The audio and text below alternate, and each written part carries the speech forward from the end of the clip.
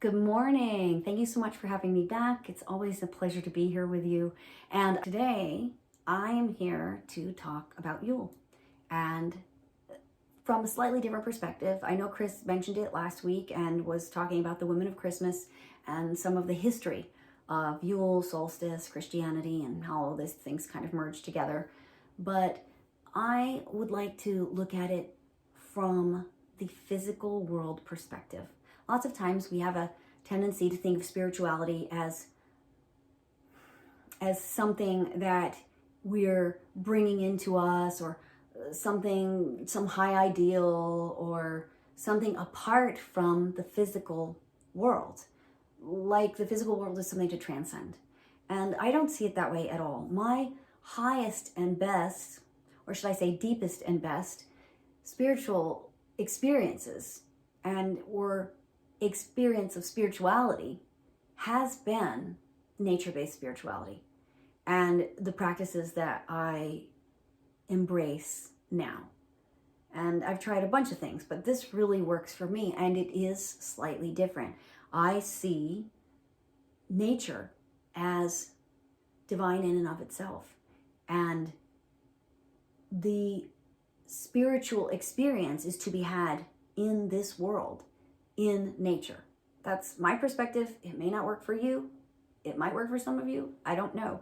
But that's what I can share, is my own experience. So today what I wanted to talk about is, yes, Yule stood for the return of the sun, S-U-N. The sun coming back was sacred to the tribal peoples, and they needed their crops, they needed their livestock fed, they needed to survive the winter. You can understand why that would be a sacred day to wait for the return of the sun, and you would celebrate because it's the promise that is coming of life to begin again and basically save you all from the elements. But there's a whole nother layer on top of that. That's kind of like a necessity layer.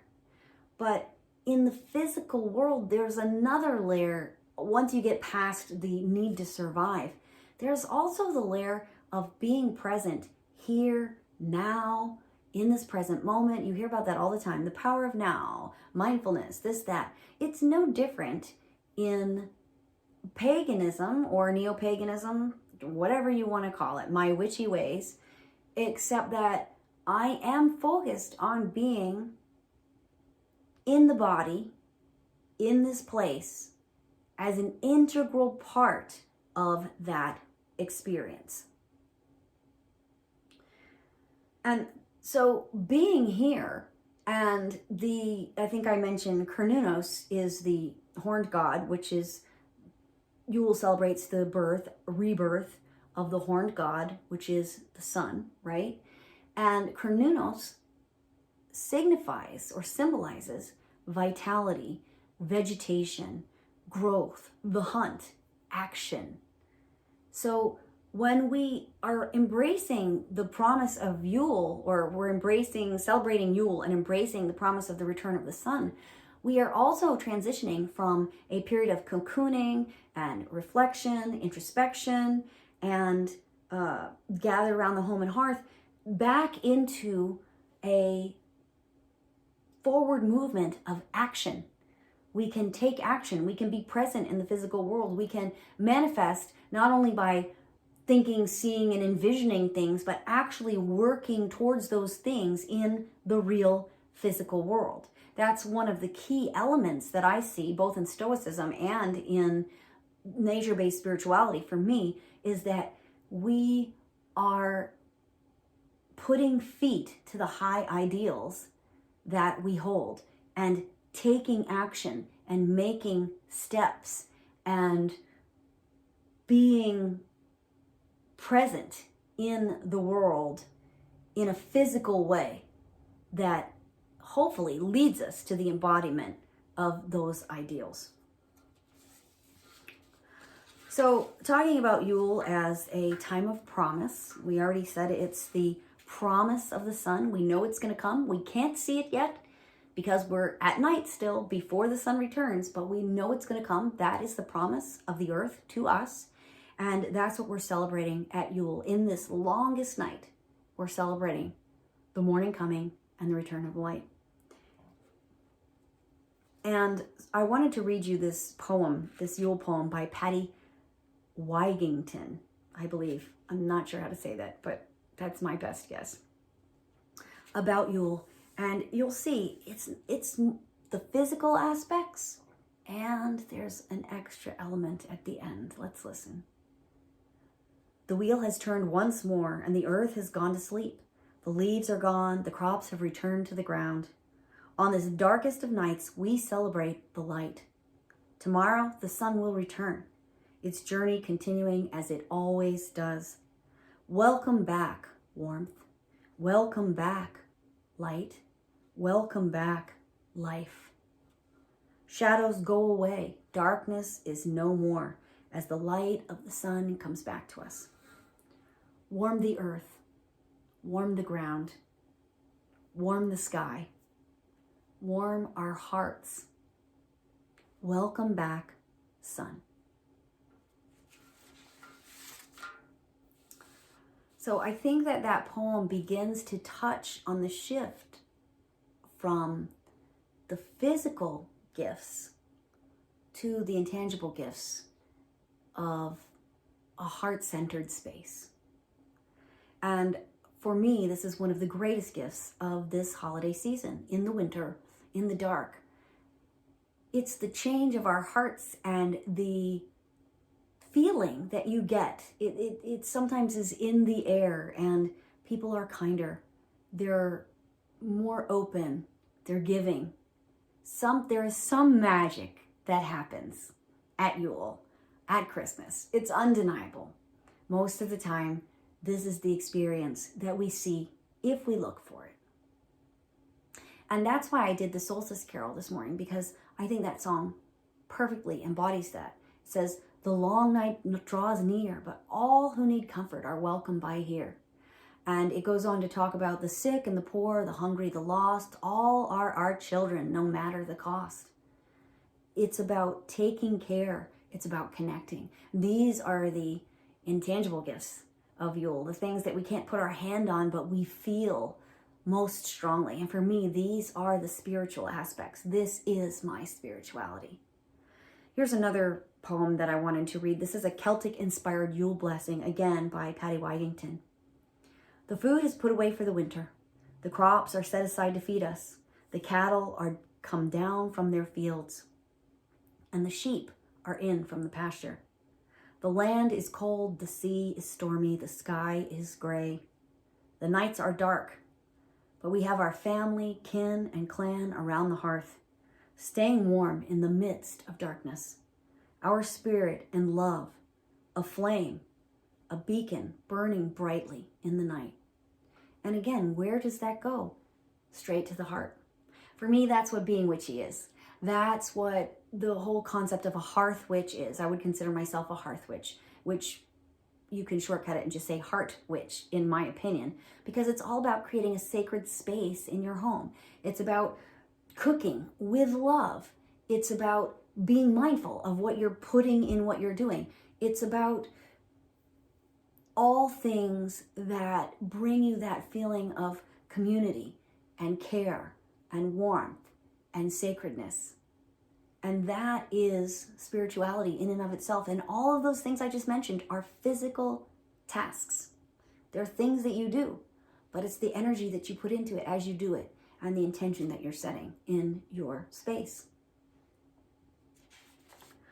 So for me, the gifts of Yule, and I'll call them the spiritual gifts of Yule, are connection.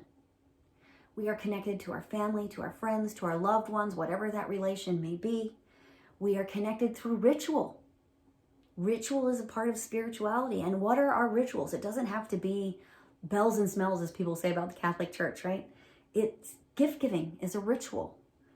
Feasting together is a ritual. Spending time around a fire, whether that's a Yule fire or Yule log or a bonfire or just the fireplace, and you don't even celebrate Yule.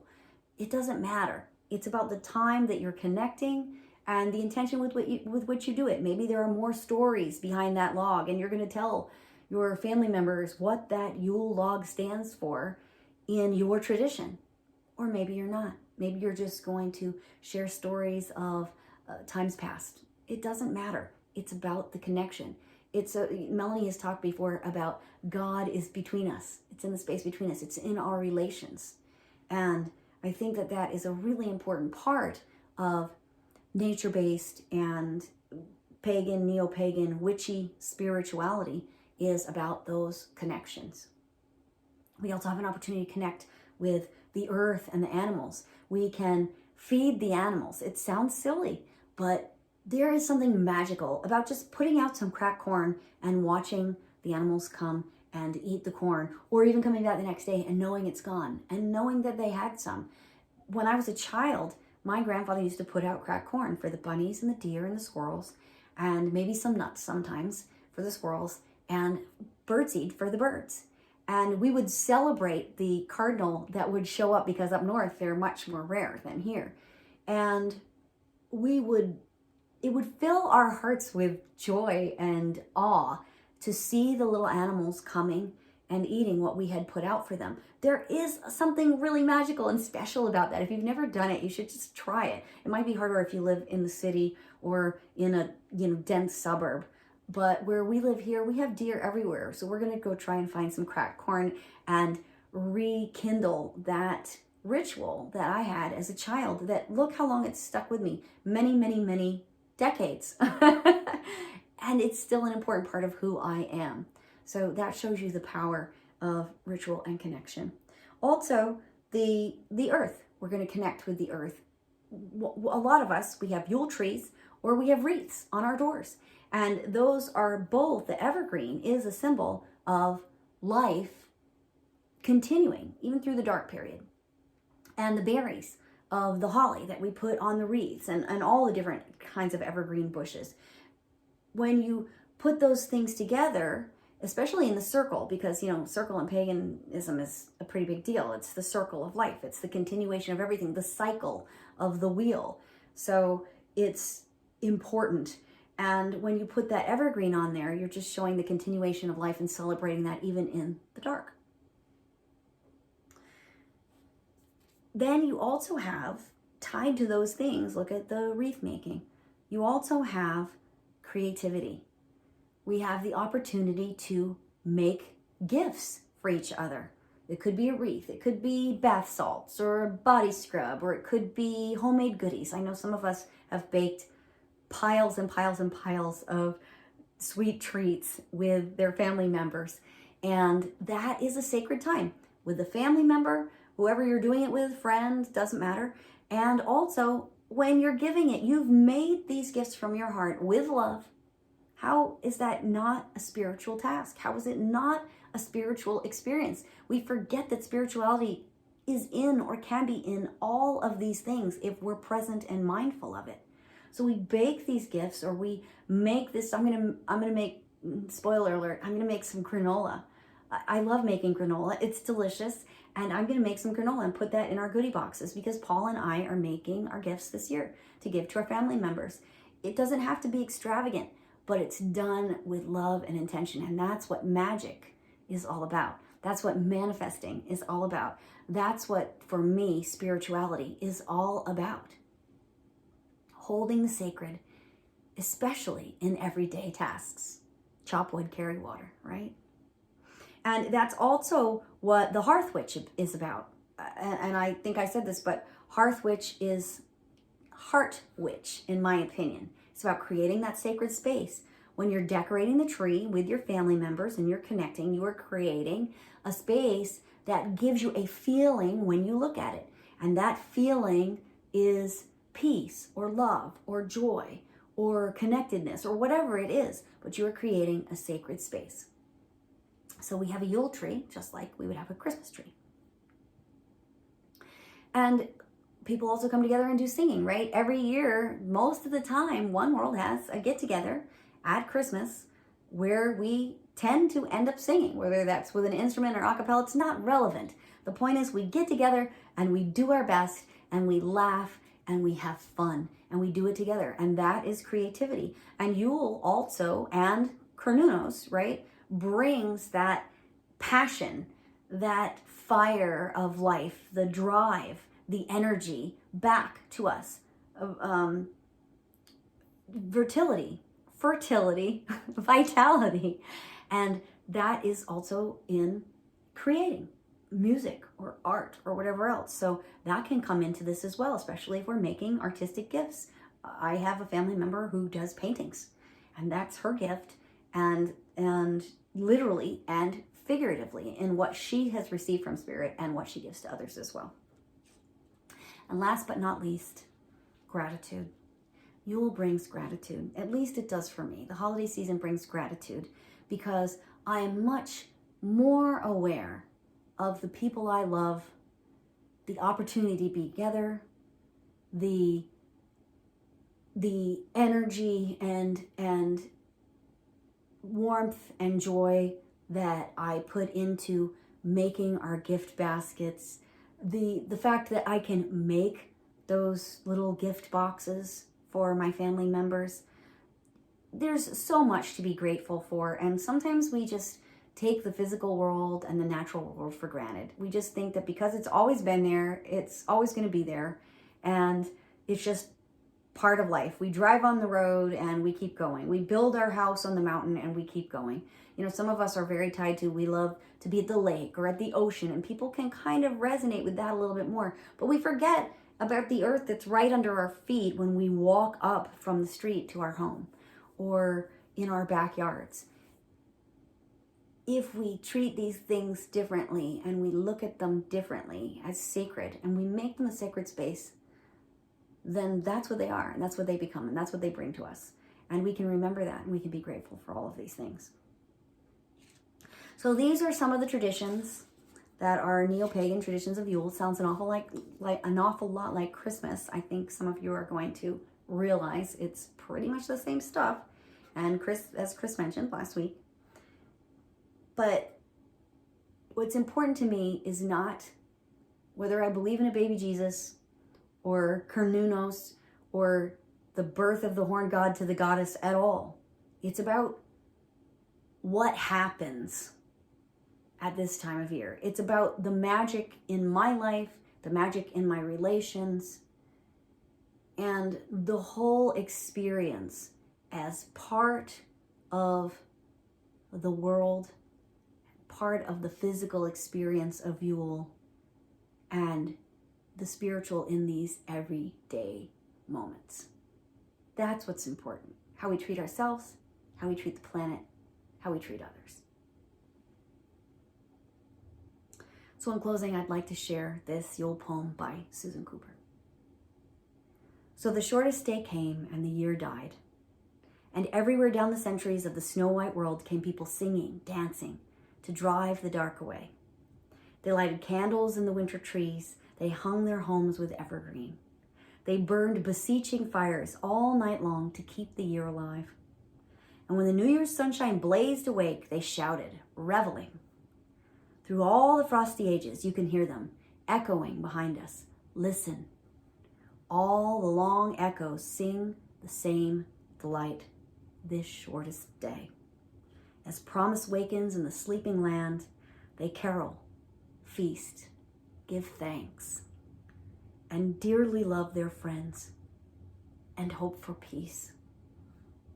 And so do we, here, now, this year, and every year. Thank you so much for sharing your time with me. And from our home to yours, we send you blessings of love, peace, joy, warmth, gratitude, and cheer this holiday season. Blessed be.